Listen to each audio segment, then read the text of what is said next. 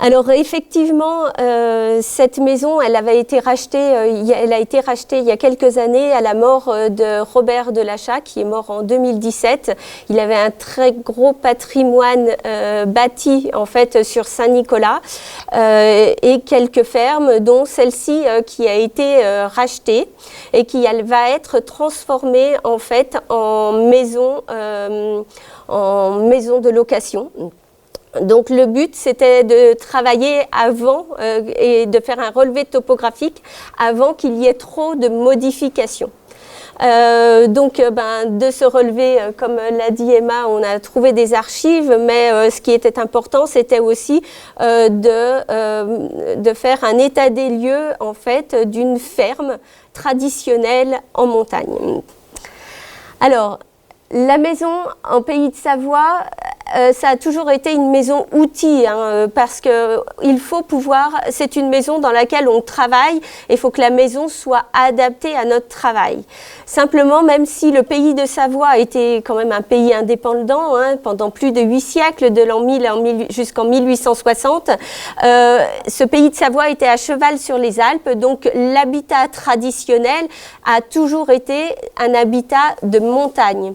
Donc des maisons qui vont être, sauf celles qui sont bien sûr et les villes qui sont en plaine, mais ça va toujours être des maisons qui sont adossées, c'est-à-dire avec une partie semi-enterrée et une partie qui va être face à la pente. Ces maisons-outils donc sont très importantes parce qu'il faut pouvoir garder les bêtes, parce que anciennement ils étaient à 100% paysans, cultivateurs comme ils disaient, et à 100% il fallait pouvoir intégrer la famille avec le bétail dans la maison et bien sûr pouvoir vivre pendant les longues périodes d'hiver, surtout au 18 jusqu'au milieu du 19e siècle où les hivers étaient quand même plus longs que chez nous. Par contre, même si nous sommes en Pays de Savoie, cette maison, elle va évoluer. Elle va évoluer de par la montagne, mais elle va évoluer également par rapport à l'orientation de la vallée. Savoir si la vallée va être orientée au nord, au sud, face à une grande vallée ou face à une vallée assez escarpée, comme ici dans le Val-Montjoie. Et suivant les régions de Savoie, cette maison qui va être adossée, cette maison outil, elle va avoir des matériaux également différents.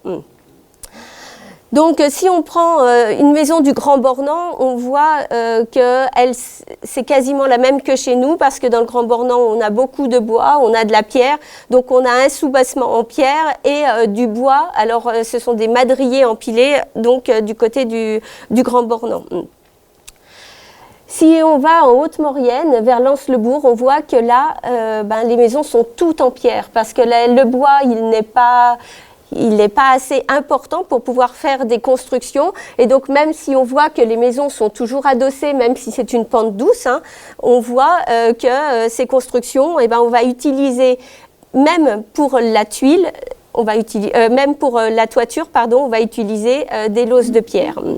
En Tarentaise, la particularité, si vous allez sur Pezen-en-Croix ou Sainte-Foy ou Landry, vous allez avoir ces maisons à colonnes qui sont aussi très importantes. Le bois, il est pareil, il est très peu utilisé, donc beaucoup de pierres, mais c'est vrai que cette particularité des maisons à colonnes, on ne la retrouve pas, par exemple, dans nos maisons, et on voit toujours cet adossement à la montagne.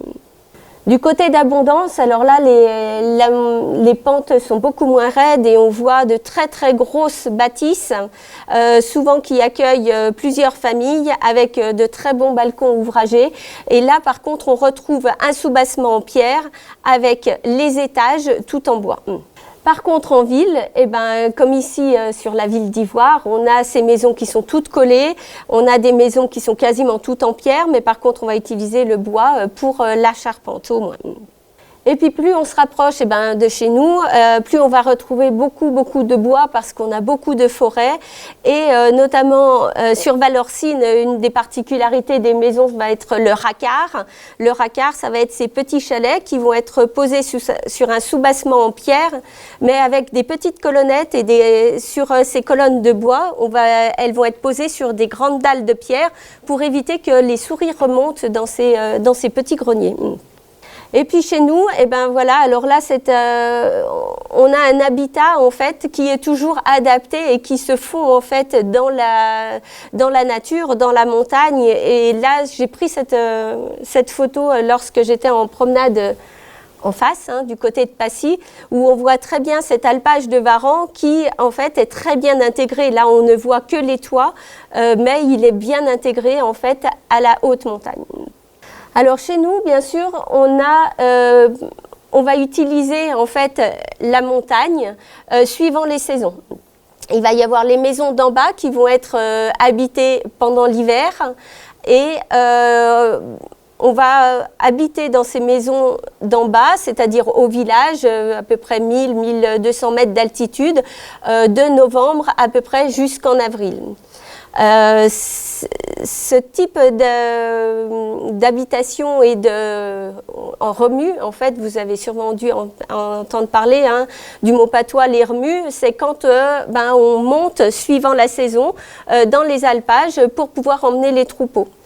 Et donc, on a les maisons d'en bas l'hiver, les maisons du milieu que l'on va habiter d'avril à novembre pour aller fabriquer les fromages. Et là, on est à peu près à 1200-1400 mètres d'altitude.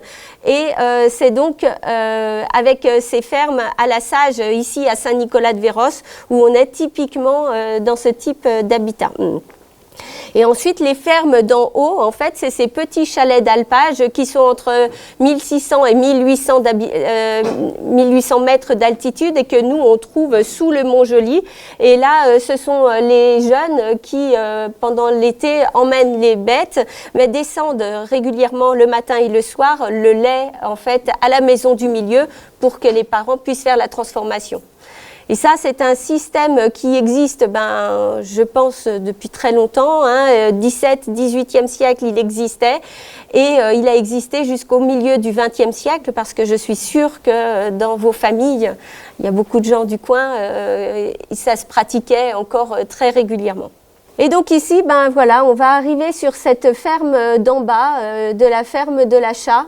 Donc avec une particularité, donc, c'est qu'elle est à l'entrée de la route de Véros. Et donc, c'était une grande ferme qui fait à peu près 20 mètres par 20 mètres par 20 mètres, c'est ça, qui est un grand carré, qui a une habitation pour les hommes et pour les bêtes. Donc ici, nous, cette façade, elle est au sud, donc la partie semi-enterrée, ici, elle est vraiment en pente douce. C'était toujours la partie d'habitation humaine pour que les bêtes, en fait, elles soient sur côté chemin. Si on passe sur la façade ouest, c'est la façade de la grange. Alors, l'avantage de ces maisons adossées, c'est que la grange se retrouve de plein pied, parce qu'elle est adossée contre la pente et ça permet, comme je disais, c'est une maison outil, une maison de travail, et ça permet d'engranger avec plus de facilité le foin et toute la nourriture dont on va avoir besoin pour les bêtes. Ici, on ne le voit pas forcément, mais il y a eu un rajout en fait de la ferme qu'on verra après dans les plans. La façade nord, on se protège du froid, donc très très peu d'ouverture, que 2 petites fenêtres, une au niveau de la grange qui a sûrement été rajoutée au 19-20e siècle, et la petite fenêtre de la chambre d'en bas. Cachée derrière les tôles, il y a également la petite fenêtre des caves derrière. Et ça, on est sur la façade est. Alors, c'est sur cette façade qu'il y avait les entrées des étables, des écuries pour les bêtes. Et donc, voilà, on a, on va dire, un système qui est quasiment traditionnel sur toutes les fermes que l'on peut voir, en fait, dans nos vallées, que ce soit dans notre vallée, que ce soit au Contamine, que ce soit à Saint-Nicolas ou à Saint-Gervais, on retrouve ce même type d'habitat avec un même intérieur, on va dire, parce qu'on ne s'amusait pas à mettre des chambres un peu partout. Il y avait une disposition pour que ce soit le plus facilement utilisable, entre guillemets. Alors, ça c'est le plan qu'on a fait. Alors c'est pareil, je ne suis pas architecte, c'est des plans que j'ai faits. On est à peu près quand même à l'échelle, simplement, voilà, donc j'ai remis les mots patois de chaque pièce qui vous permet d'avoir un petit peu l'idée de comment on les appelait anciennement. Alors, l'entrée, voilà, elle est ici, donc la porte au sud. La ferme, elle était vraiment dans son jus quand on l'a visitée avec Emma. Elle était déjà vidée de son mobilier en partie.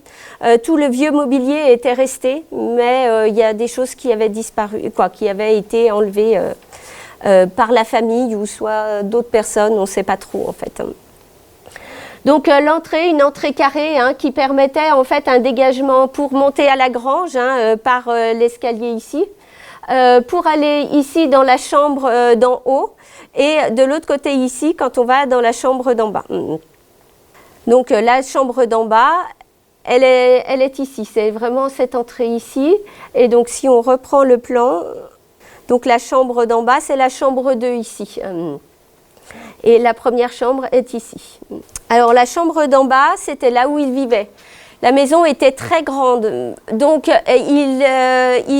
Robert, surtout sur on va dire les 10 dernières années de sa vie, il avait regroupé, il vivait plus que dans 2 pièces quasiment, et notamment cette chambre d'en bas.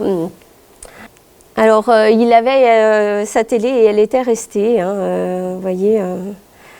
Donc c'était une petite pièce, mais bon, il l'avait bien aménagée. Il avait son poêle, il avait ses affaires. Après, il vivait chichement, notre Robert. Ça, c'est la chambre d'en haut. Alors, si on reprend le plan, cette chambre, c'était la plus importante parce que entre la cuisine ici et la chambre, il y avait ici un passage qui permettait de chauffer cette pièce. C'était anciennement, quand il y avait le feu qui brûlait sous la borne, c'était la seule pièce chauffée. Et je vais vous montrer par les diapositives.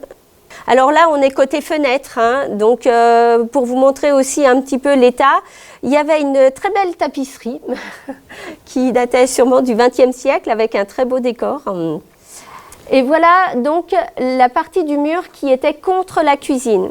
Et ce qui était important, c'était ce renfoncement ici. Parce que là, il y avait ce qu'on appelait la pierre de feu.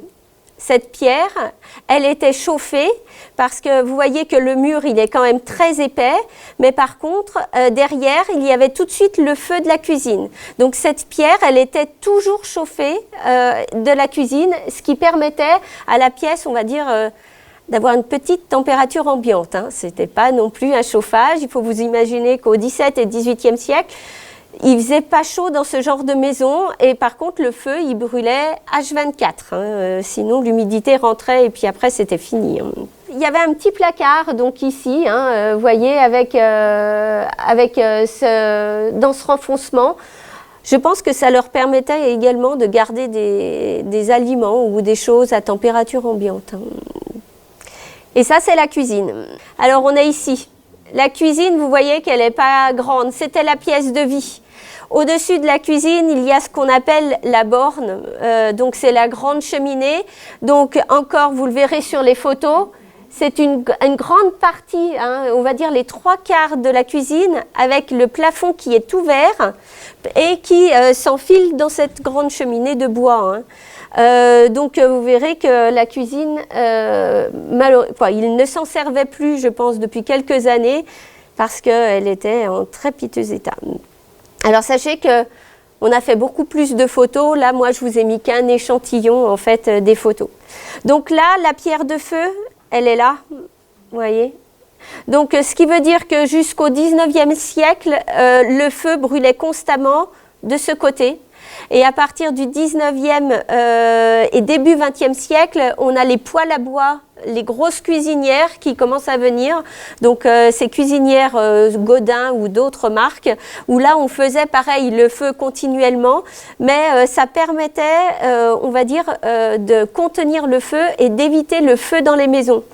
Parce que vous avez vu que la maison, c'est un soubassement de pierre, mais que tout le reste est en bois, y compris la cheminée. Donc quand le feu s'emballait dessous, eh ben, il faut vous imaginer que ça prenait souvent feu, et la grange étant remplie de foin, la moindre étincelle, il n'y avait pas moyen de sauver quoi que ce soit, il fallait sortir le plus rapidement possible.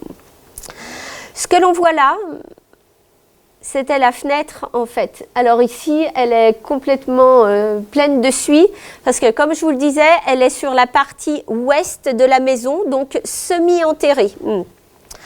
Je vous remontre la maison sur la façade. Elle se situe ici sous les tôles ici. Parce que, comme je l'ai dit, il y a eu un prolongement de cette façade, ce qui fait que la fenêtre a été condamnée, il n'y avait plus de lumière qui passait, et c'est ce qui fait qu'il ne l'utilisait plus non plus dans la cuisine. Et c'est pour ça qu'elle a été condamnée. Mais anciennement, c'était la seule source de lumière de la cuisine. Là, on est sur le mur côté nord de la cuisine, donc il y avait encore une petite table et l'accès ici à la cave. Ici, l'accès à la cave. Et donc ici, après, c'est l'accès à l'autre pièce. De l'autre côté est, en fait, il avait le vieux vaisselier. Alors ça, c'est pareil, c'était le meuble de la cuisine, indispensable. Il était fixé. Et c'est si vous voyez au-dessus, c'était une partie qui était donc basse et pleine. Et à partir d'ici, on est déjà sur la cheminée ouverte. Et cette cheminée, eh ben, on va la voir là, la borne. Donc vous voyez, c'est un immense tube. Ici, on voit très bien cette hauteur qui est quand même très importante parce qu'il faut qu'elle traverse toute la grange et qu'elle ressorte sur le toit. Et au-dessus de cette cheminée, il y a également deux petits volets qui se ferment et qui s'ouvrent grâce au mécanisme qui est encore visible chez Robert. Donc c'était un mécanisme qui permettait d'ouvrir pour que la fumée sorte bien. Par contre, la chaleur partait avec, et dès qu'on fermait les volets, en fait, pour garder la chaleur, eh ben, la fumée également restait, et c'est pour ça que toute la suie se déposait contre les murs, le vaisselier et partout. Et ça, voilà, on l'a encore, je pense, certains de vous l'ont encore vécu chez ses parents, ses grands-parents quand ils y allaient jeunes. C'est pas si vieux que ça. Donc ici, la cave, je vais vous montrer sur le plan. Donc ici, on était dans la cuisine. Donc là, on est dans la cave, Sarto. Donc. Et donc, vous voyez, il y a bien la petite fenêtre, mais comme je le disais, on ne la voyait pas de l'extérieur. Donc là, il y avait encore des petites choses qui étaient intéressantes, notamment ces étagères suspendues où il faisait encore... voilà, il mettait ses fromages à sécher. Et ça, c'est la chambre d'en bas. Donc, si on revient, c'est cette chambre-là. Et c'est donc dans cette pièce que l'on avait trouvé, on a trouvé quasiment tous les papiers en fait qu'on a pu récupérer. Donc dans cette chambre, alors là, il y avait énormément de fouillis. Il y avait les tables, il y avait encore son fusil, il y avait les cartouches qui étaient toutes étalées partout. Il y avait un vieux vélo également, tout rouillé. Et sur les tables ici, eh ben, c'était vraiment pas protégé. On a retrouvé des archives vraiment froissées par terre. On en avait trouvé dans tous ces états, malheureusement. Et on passe sur les écuries. Alors, hop, si je reprends le plan. Donc ici, il avait encore les 3 écuries qui n'avaient pas été touchées. Donc l'écurie nord qui servait de stockage pour son bois. Il y avait le couloir qui menait donc à la grande écurie qui était encore partagée en 2 en fait. Il y avait toute la partie basse où il mettait encore des vaches et une autre partie un peu plus haute. Ça c'est la partie basse de la grande écurie avec la porte ici qui donnait l'accès sur sa chambre, donc sur la chambre d'en bas. Et ici, on a le couloir qui menait de la cuisine à la grande écurie. Et ici, sur la gauche, mais sur notre droite à nous, il y avait cette petite écurie, l'écurie du cochon, en fait, qui était remplie en fait, de bois. Il y stockait tout son bois pour faire brûler dans son poêle. Et dans la partie haute, eh ben, on a la grange. Alors, quand on montait l'escalier, vous avez vu hein, dans l'entrée, je vous ai montré, il y avait un petit escalier qui montait. Donc, de cet escalier, on avait accès à une première pièce. Donc, l'escalier, il est ici. Et donc, la première pièce, c'était ici. En fait, c'était le galetas qu'il avait transformé en chambre. Les chambres d'en haut, ici, ont sûrement été rénovées au XXe siècle parce qu'elles, vous verrez, elles sont en assez bon état. Et elles devaient être quand même assez chaudes. Après, la grange, il y avait 4 zones dans la grange et on va les retrouver avec le balcon que l'on voyait côté est et donc la partie de la borne qui était ici et qui traversait donc toute cette grange. Je parlais du rajout tout à l'heure, en fait il est ici ce rajout. Il en a fait une remise à bois parce qu'il devait y avoir anciennement l'atelier et il l'a rallongé en fait et il a rajouté une porte de grange pour pouvoir toujours rentrer son foin. Donc la chambre 1, il avait donc tout décapé le bois et c'est vrai que c'était assez intéressant. On a retrouvé quelques détails de décor qui étaient dans les poutres, les solives ici, où il y avait des rainures en fait dessinées. Elle faisait 2,14 m par 2,73 m, donc vous voyez, elle est vraiment pas grande. Hein, et elle faisait qu'1,87 m en hauteur. Alors la deuxième chambre, vous voyez que les planches du plafond ont été peintes en bleu.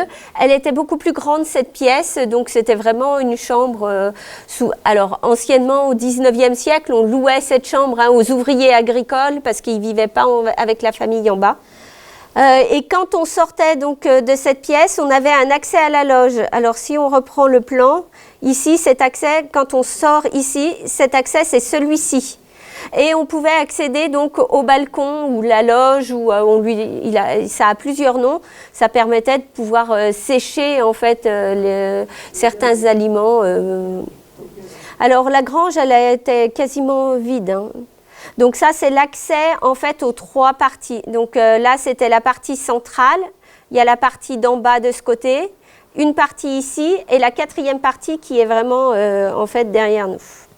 Ça, c'était la partie d'en bas. C'est immense, 20 mètres par 20 mètres. Voilà, comme je dis, maintenant, on ne construit plus ça parce que la maison actuelle du 20e et 21e siècle, c'est une maison de loisirs et de repos. Ce qui fait qu'on n'a plus ce besoin d'avoir de grands espaces pour pouvoir accueillir les bêtes, le troupeau et de pouvoir engranger aussi toute la nourriture. Maintenant, il n'y a plus que les fermes qui conservent ce mode de vie traditionnel, mais anciennement, Maintenant, on est plus visé sur la qualité, le chauffage, la lumière et sur la décoration plutôt que comme un outil en fait. Ce qu'il faut se dire, c'est que là au sol, c'est qu'une série de planches par rapport au plafond d'en dessous. Donc quand il y avait le foin, ça permettait d'isoler en fait toute la partie basse. C'est pour ça aussi qu'on habitait semi-enterré, parce que il faisait peut-être sombre, mais ça conservait un maximum de chaleur, surtout pendant les longues périodes d'hiver. Hein. Et les murs, par contre, les planches n'étaient pas forcément jointées, et souvent il y avait aussi des découpages, donc soit de cœur, soit de trèfle. Hein. Ça permettait aussi d'aérer un peu la grange, parce qu'il ne faut pas oublier que du foin qui est rentré un peu humide fermente, et que malheureusement ça s'auto-enflamme, et que c'était aussi une des raisons des incendies de maison. Pardon. Ça, c'était la partie en haut derrière, c'est la partie 4 en fait. Si je reprends le plan, c'est cette partie-là en fait. Hein. Donc vous voyez, c'est entièrement vidé, et là, c'est des très très grands espaces. Et la borne donc, que l'on voit de la grange, en fait, on voit très bien qu'elle est toute en bois. De la grange, il y avait un accès où on pouvait aller fumer hein, le cochon. Hein, donc on pouvait entrer dans cette partie, parce que dans cette partie, il n'y a plus la chaleur d'en bas, mais il n'y a que la fumée. Et donc ça permettait d'utiliser en fait pour aller faire fumer les saucissons, les jambons, le lard. Donc moi j'ai vu des bornes avec des portes dans la grange et puis des petites échelles en fait, et puis d'autres où effectivement il n'y en avait pas. Alors je ne sais pas si la borne avait été modifiée ou pas. On n'a pas pris malheureusement de photos du rajout en fait, parce que là c'était quasiment impossible d'accéder. Il y rangeait son aébi, son atelier, son bois, il y avait énormément de choses. Du coup tout le rajout derrière, malheureusement on ne l'a pas pris en photo. Et puis une chose qui est importante, et ça va me permettre de rebondir sur la famille, c'est les éperons, parce que chaque ferme chez nous, côté du chemin, il y avait les éperons qui étaient sculptés. Les éperons, c'est vraiment, on va dire, la carte d'identité de la maison. Simplement, il faut juste se méfier parce qu'actuellement, il y a eu des rénovations de fermes et de maisons et souvent, on a réutilisé les anciens éperons lorsqu'ils étaient encore potables, entre guillemets. Et du coup, des fois, on a des dates, mais la maison, elle est plus récente ou elle a subi des rénovations beaucoup plus récentes.